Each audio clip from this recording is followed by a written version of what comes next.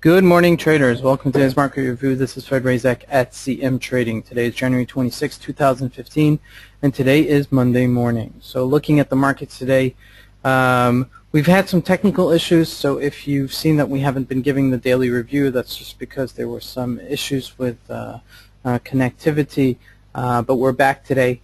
But looking at the market starting this week, there's a 11 o'clock number South African time this morning, a German IFO number coming out this morning. I'm not sure if it's going to be that big of a deal.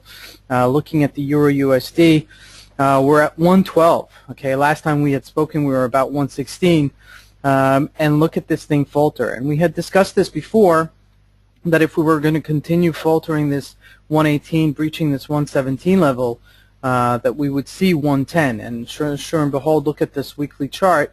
We're at, all-time lows on the weekly chart, and we're, holding at around, breaking this 117 level.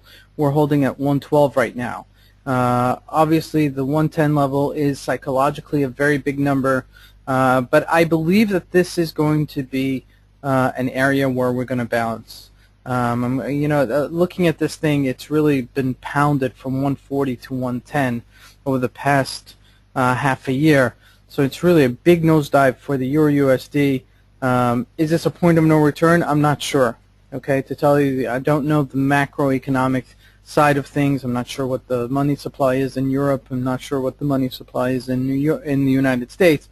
But obviously there is some reallocation of the funds here that we're seeing, and where there is great fear, there's great opportunity. So with that said, just keep in mind that this can really pop up at any time and can really take back to 120 on the upside. So as quickly as it goes down, it may just go up. So like we've seen here, okay, like we've seen here, So just because it's gone down doesn't mean that it's forgotten, okay. Whereas something like the USD Swiss franc, like we see here, this is something that's really out of control. Okay, this is something that I don't believe is going to correct itself for a very, very long time, just because the macroeconomics don't warrant it to be corrected.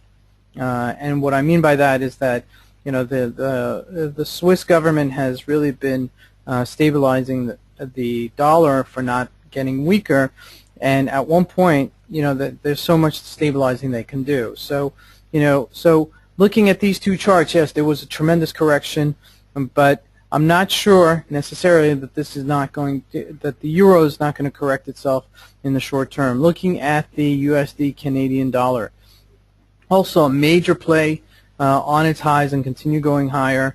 We were looking at this just a half a year ago and just breaking this 112 level, and now we're at 123. So that's major. That really is a major, major threshold, and I would really consider, keeping this on my radar and really taking advantage of as much as I can to maximize your profits here on the upside. Looking at the GBP USD, really flatlining here, not doing much, as we see here.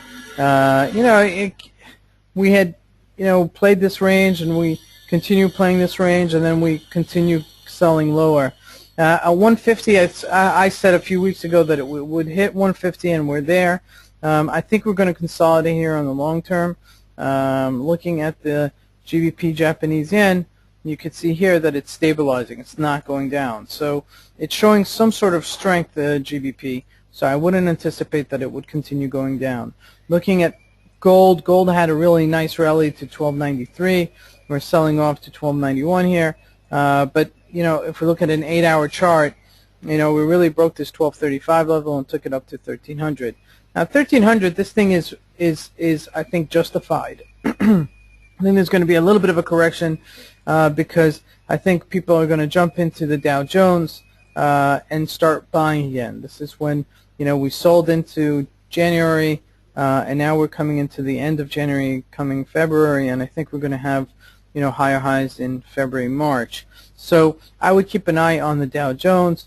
Crude oil trading at $44 a barrel hasn't really jumped much. trading between $48 and $44 a barrel. You could buy the bottom of the range here. That's not such a bad play. Looking at your risk versus reward, yeah, that wouldn't be such a bad play. Buying some oil right here might be a good idea. All right, this is Fred Razak at CM Trading. I want to wish you guys a great trading day. Thank you.